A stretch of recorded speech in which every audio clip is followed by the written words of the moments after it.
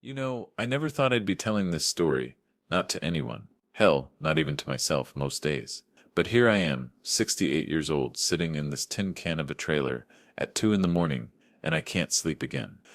Haven't slept right in, I don't know, 4 months now? 5? Time gets funny when you're my age and got nowhere to be. She said it real calm too, like she was asking me if I wanted sugar in my coffee. She said, "Daddy, either you learn to stop disrespecting Kyle, or you leave my house." My house? That's what got me. Not the ultimatum. Not the threat. Just those two words. My house? Like I was some stranger who'd overstayed his welcome. Like I hadn't given her $40,000 from my retirement to keep that damn house when Kyle lost his job. Like I hadn't been sleeping on a twin mattress next to their furnace for 2 years, fixing everything that broke, picking up my granddaughter from school every single day. But I'm getting ahead of myself. That's what happens when you keep things bottled up too long. They come out all wrong, all jumbled. Let me start right. My name's Frank Delaney, and if you're listening to this, wherever you are, maybe you're driving to work, maybe you're up late like me, tell me in the comments where you're from. Sometimes I wonder if anyone else out there knows what this feels like. Being invisible in your own family. I worked maintenance at the VA hospital in Columbus for 37 years. Same hallways, same broken wheelchairs, same flickering lights that nobody else could fix right. Met my wife Carol there. She was a nurse. Toughest woman I ever knew. We had Emily in '83. Just the one kid. Carol always wanted more, but, well, sometimes God's got other plans. Carol passed in 2012. Lung cancer, never smoked a day in her life, but that's how it goes sometimes. The unfair things hit the good people hardest. After she died, it was just me and Emily. She was all I had left of Carol. Same eyes, same stubborn streak, same way of tilting her head when she was thinking hard about something. Emily met Kyle at some tech conference in 2015. He was one of those guys, you know the type, talked real smooth about disrupting industries and venture capital. Always had his phone out, always had somewhere more important to be. But Emily loved him, and I figured love was enough. Carol used to say family first, always. So I smiled at the wedding, paid for half of it, even though Kyle's parents had more money than God, and I kept my mouth shut when he'd talk down to me about old school thinking. Then COVID hit. Kyle's startup went under. All that big talk about changing the world, and suddenly he couldn't pay his mortgage. Emily called me crying. They had my granddaughter Lily by then, sweetest little thing, looked just like Emily did at 5 years old. What was I supposed to do? Let them lose their house? Let my granddaughter end up in some apartment somewhere? I gave them $40,000. Most of what I had saved after selling the house Carol and I built together. Wasn't a loan. Never called it that. Just family helping family? That's what you do. Then Emily asked if I wanted to move in with them. Just for a while, Daddy? Until you figure out what you want to do next. And Lily would love having her grandpa around. I should have heard it then, the way she said it. Like she was doing me a favor. But I was lonely. You ever been so lonely that even bad company sounds good? The house Carol and I built, it was too quiet. Too many ghosts. Every room had a memory. Every corner had something she'd touched. So I said yes. Packed up my tools, my clothes, Carol's picture, and moved into their guest room. Except it wasn't really a guest room. It was a storage room with a twin bed shoved against the wall, right next to the furnace in the basement. But I didn't complain. Lily was upstairs, and that's all that mattered. First few months were okay. I fixed their deck, replaced the garbage disposal, painted Lily's room purple, her favorite color. Kyle would nod at me, maybe say thanks, then go back to his computer where he was networking and building his next venture, which mostly looked like playing video games and watching YouTube videos about cryptocurrency. I picked up Lily from school every day, made her lunch, helped with homework. Emily was working double shifts at the hospital just like her mother used to, trying to keep them afloat. I mowed the lawn, fixed the leaky roof, installed new bathroom fixtures when the old ones rusted through. Never asked for a dime, never expected anything, except maybe, I don't know, respect, gratitude, or just to be seen as something more than free labor. The first crack came about 6 months in. I was watching TV in the living room, this old Western I'd seen 100 times. Kyle came in, looked at the TV, and just unplugged it. No warning. No, hey Frank, mind if I... Nothing. Just unplugged it and started hooking up his PlayStation. That's junk. Anyway, he said about my show, You should be happy I'm upgrading the entertainment system, old-timer. Old-timer. I let it go. Told myself he was stressed about work, about money. We all say things we don't mean when we're stressed. But it kept happening. Little things. Death by 1,000 cuts, Carol would have called it. He'd eat the lunch I made for myself and say, "You don't mind, right? Growing boys need food." He was 38. He'd take my tools without asking, leave them out in the rain, then shrug when they rested. They still work, don't they? He'd make jokes at dinner about how I was living the dream. Retired, no rent to pay, no responsibilities. Emily would laugh. Not mean-spirited, but she'd laugh, like it was true. Like I wasn't doing anything. I fixed their washing machine on a Tuesday. Wednesday, Kyle told Emily I'd probably broken it in the first place, just to have something to do. She didn't defend me. Here's the thing about being an old man in your daughter's house. You become furniture, background noise, something to work around, not with. I'd walk into a room and conversation would stop.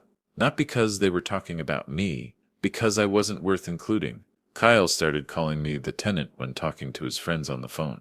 Not Frank, not Emily's dad. The tenant, like I was paying rent with my dignity instead of cash. One night I heard Lily ask Emily why Grandpa looked sad all the time. Emily said, "That's just how old people look, baby." But the real knife? The one that cut deepest? It was a Thursday. I'd just made dinner for everyone. Nothing fancy, just pot roast like Carol used to make. Lily was telling me about her day at school, and I was helping her with her spelling words. She'd been struggling with necessary. I was showing her the trick Carol taught Emily. Never eat cake, eat salad sandwiches, and remain young. Lily said something. I can't even remember what now. Some little kid thing she shouldn't have said at dinner. Maybe she said stupid, or shut up to Kyle. Nothing serious. Just needed correction. So I did what I'd done with Emily 1,000 times.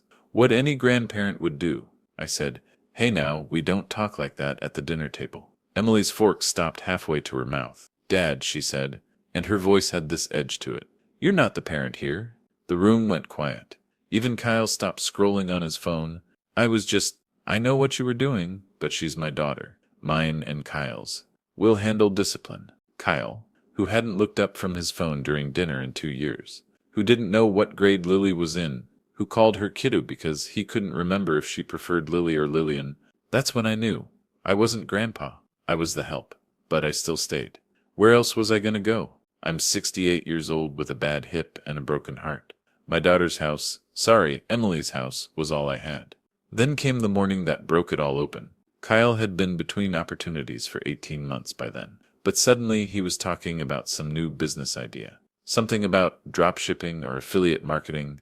I never really understood it. What I did understand was that he needed startup capital.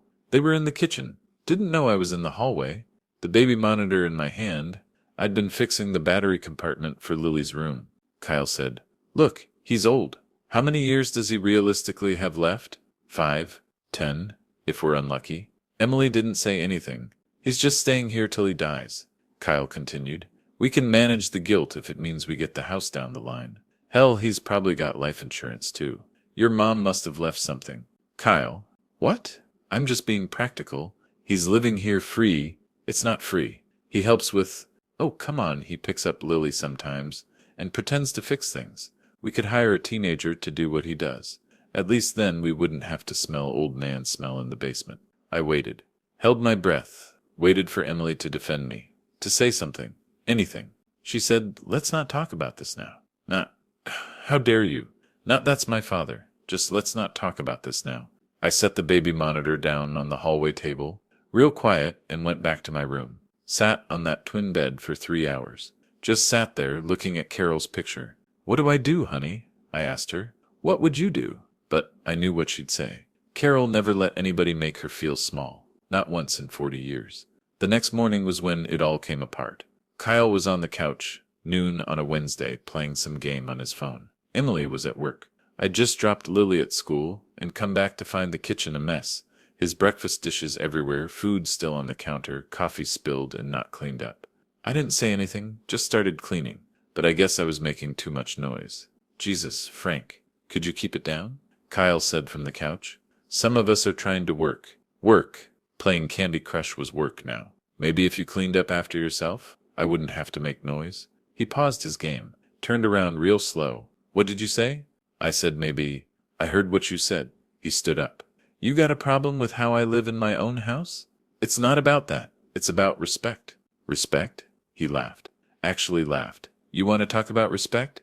You live here rent-free. You eat our food. Use our electricity. And you want to lecture me about respect? I gave Emily $40,000. 2 years ago. What have you done lately besides shuffle around and complain? That's when Emily walked in. Early from work, stood in the doorway looking between us. What's going on? Kyle turned to her, this wounded look on his face. Your father's being disrespectful again, telling me how to live in our own house. Again, like this was some pattern. Like I was the problem. Emily looked at me, tired, so tired.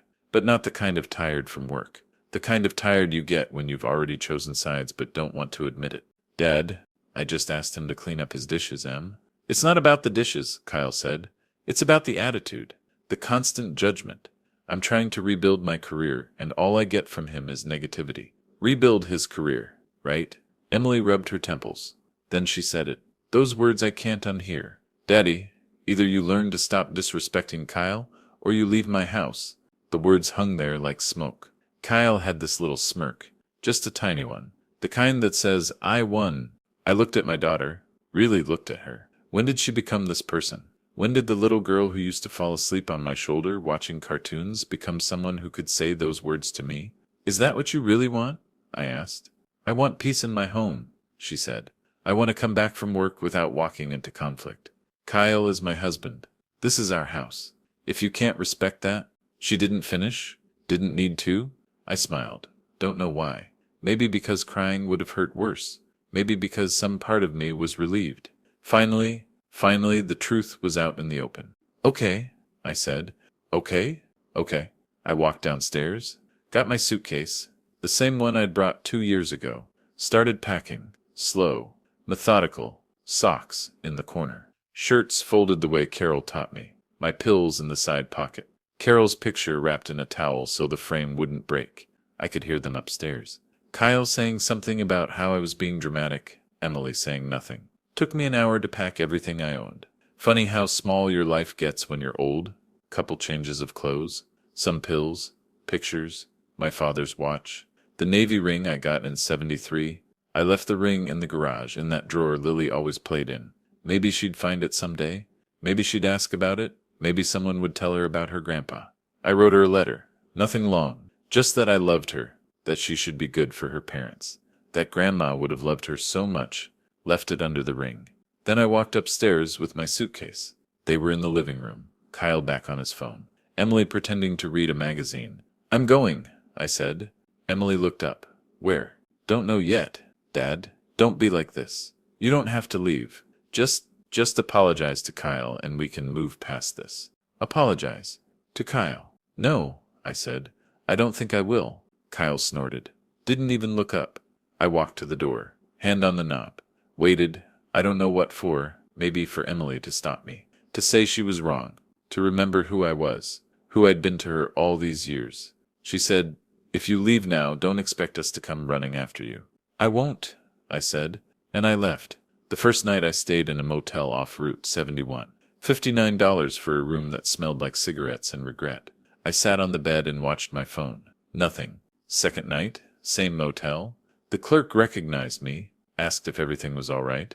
I said yes. Lying gets easier when you're old. People don't push for truth from old men. Third day, my phone started ringing. Emily. I didn't answer.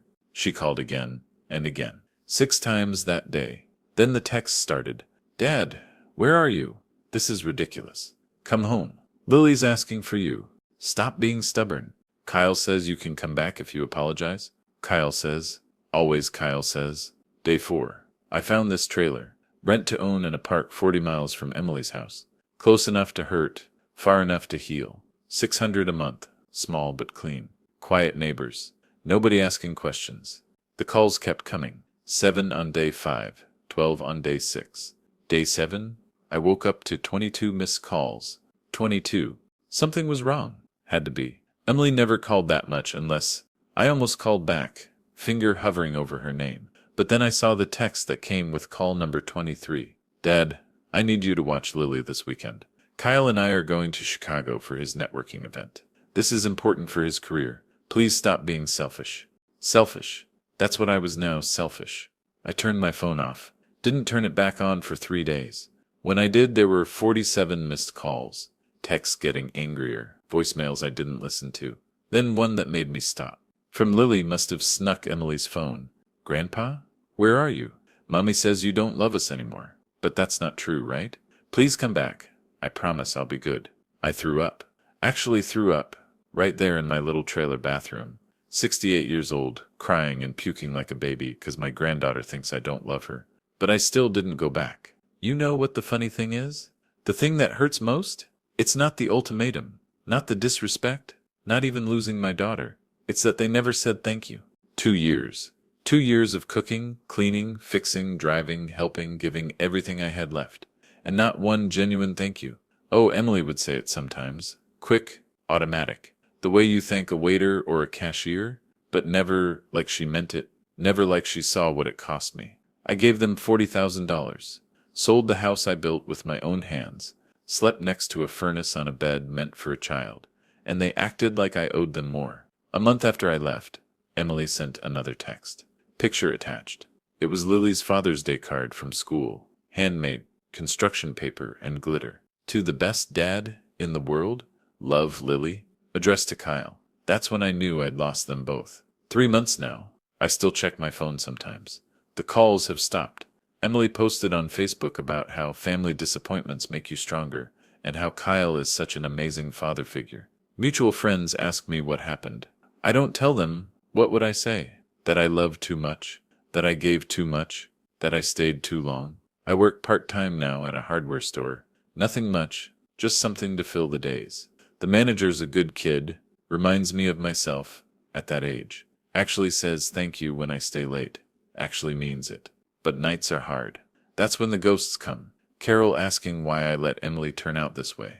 Emily as a little girl, running to me with skinned knees.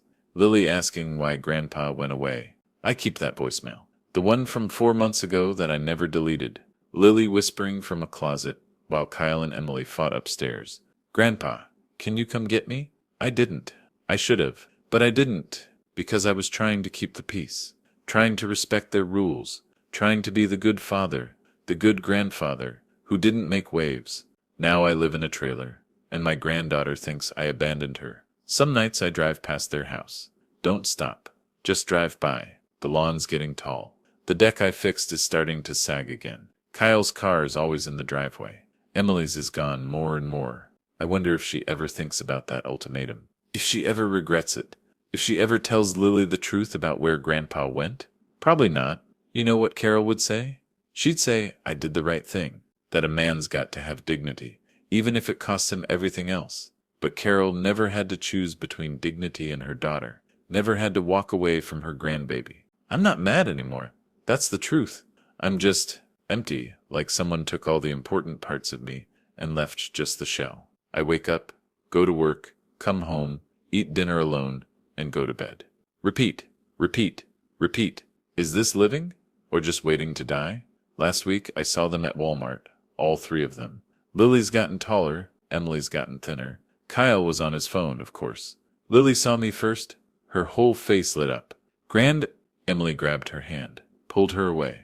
Quick whisper in her ear. Lily's face fell. She looked back at me once, then followed her mother. Kyle didn't even notice I was there. That's my legacy now. A grandfather who exists only in glimpses at Walmart. A father who chose his pride over his family. A man who gave everything and somehow ended up with nothing. But here's the thing, and maybe you'll think I'm wrong for this. I still wouldn't go back. Not to that. Not to being furniture. Not to being the help. Not to watching my daughter choose a man who treats me like I'm nothing. Because I remember what I was before. I was Frank Delaney. I served my country. Worked honest work for 37 years. Raised a daughter by myself after cancer took my wife. I was somebody. I mattered. And maybe that's selfish. Maybe that's pride. Maybe that's why I'm sitting here at 2 a.m. talking to nobody, trying to make sense of it all. But at least here, in this tin can trailer, I'm still Frank. Not the tenant. Not old-timer. Not the burden in the basement.